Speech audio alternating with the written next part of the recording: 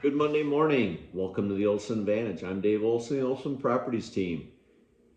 We got a lot of people reaching out. We bombarded you with information last month, gave you 3 different recaps. Again, if you'd ever like to go back and review some of the prior videos, you can always go back if you go to our YouTube channel, which is Phoenix, Scottsdale, Arizona Living. We'll put it up here for you.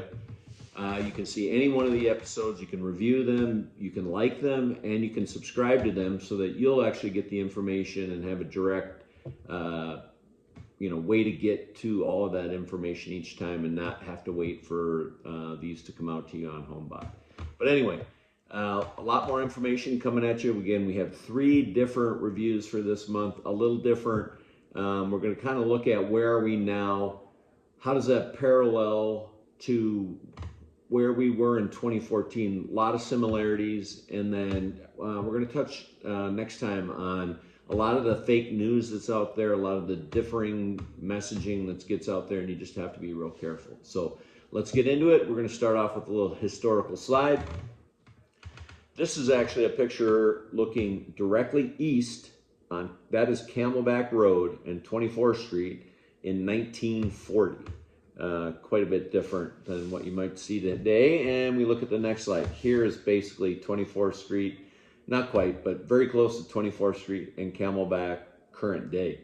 Again, it's really more of a reminder of how new Phoenix is, how much we've grown, and honestly, I think when we talk about all the infrastructure, the jobs, the job growth, what the community itself is doing, and we have a lot more runway as well ahead of us, and we always need to look at real estate in the long term, not the short term. So back to the news issue. So there's a lot of people out there that push out information, and here's a slide that you want to kind of look at closely. Down in the lower right, these are some of the YouTube covers, thumbnails, should you say. Unemployment is about to explode. The crash is about to happen. 30% drop in housing. Imminent defaults. Here's one that says 40% crash. Stores are going bankrupt. It's worse than 28. We're going into a depression. We're looking for some rate cuts. Everyone is leaving. It's worse than 28. 50% surge in foreclosures. So this gentleman, Nick Gurley or whatever his name is, a year and a half ago, he was really unknown. Now he has 544,000 subscribers. Rhetoric like this tends to drive a lot of interest. You just need to be very careful.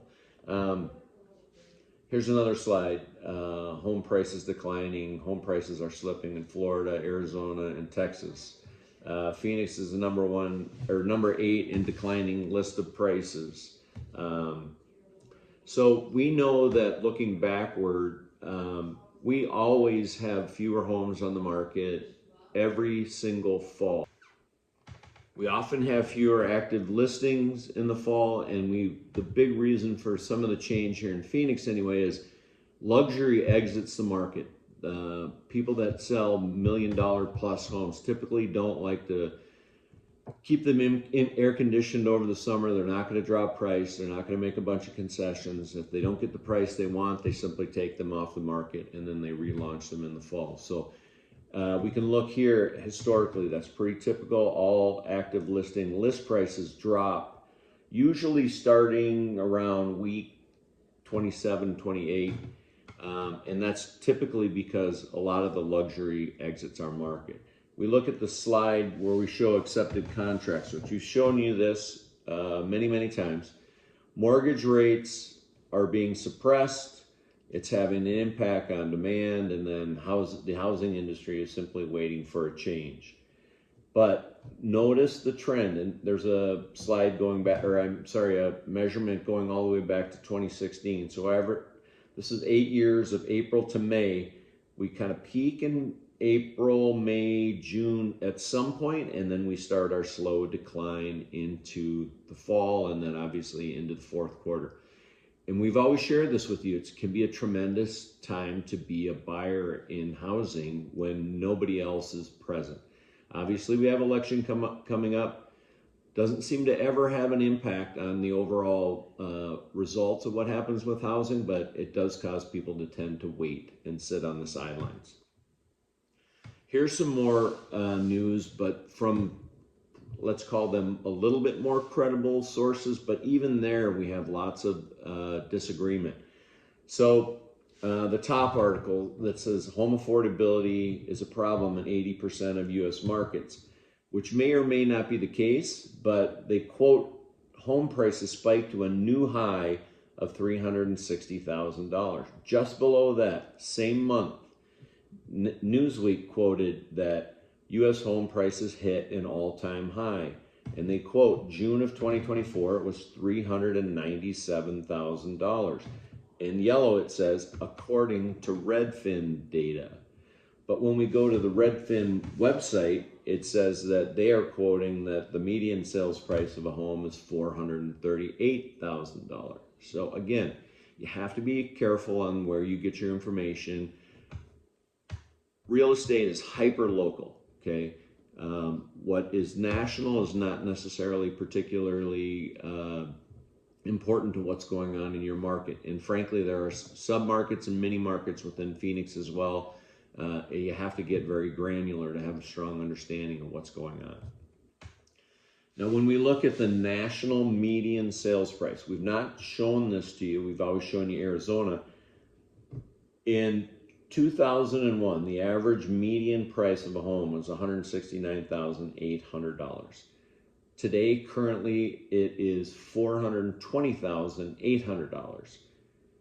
That's just over a 4% appreciation nationally, which is very strong. As long as you look at things in terms of the long term, you should be fine. Real estate is not a short-term decision.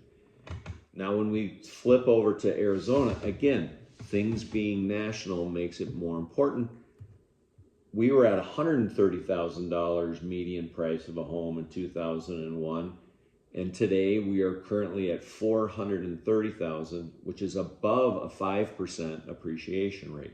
We know all the fluctuation and the changes and the crises and so on that occurred during that period of time. Again, the thing with economics is that there is an emotional component attached to that. When you just strictly go by the numbers and by the math, everything works out fine. But there is an emotional component that factors into all these things. When people panic, and when they panic en masse, that's when significant things change. It may not always be justified, but people tend to move in large groups, and it can have an impact on things economically.